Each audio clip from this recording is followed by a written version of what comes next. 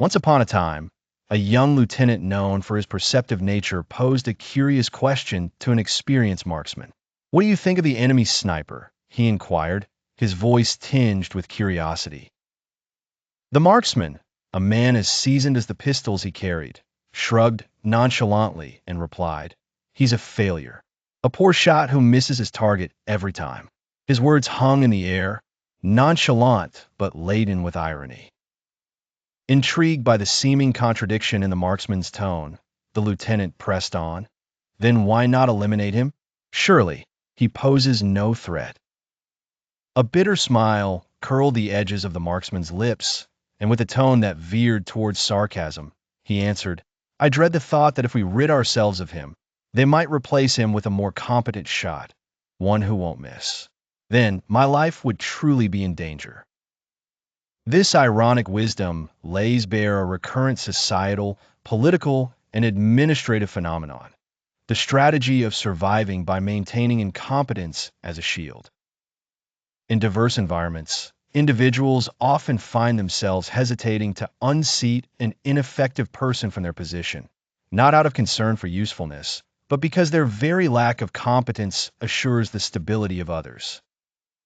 For fear that a more competent replacement might endanger their interests or expose their flaws, the inefficient are sometimes allowed to remain in their place.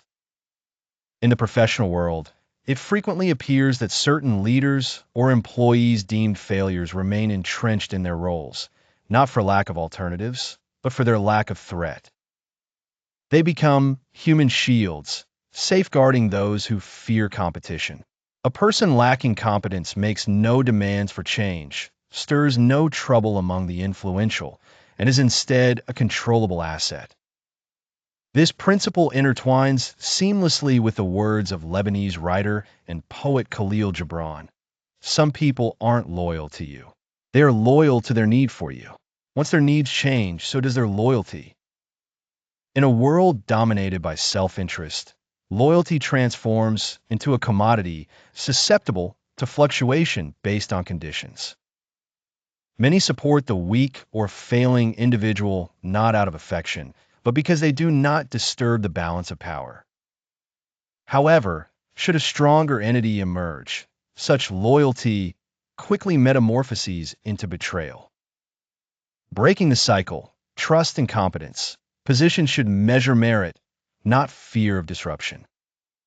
Courage in confrontation. Embrace new competencies without fear. Growth does not happen in the comfort zone.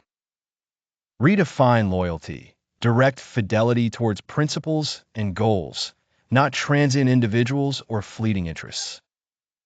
The sniper who treasures his enemy's failures to stay safe emblematically reflects our societies where mediocrity is preserved and excellence stifled due to a fear of change. Yet, history teaches us that successful nations are those that cherish competence, not those cowering behind failure. Can we learn a lesson?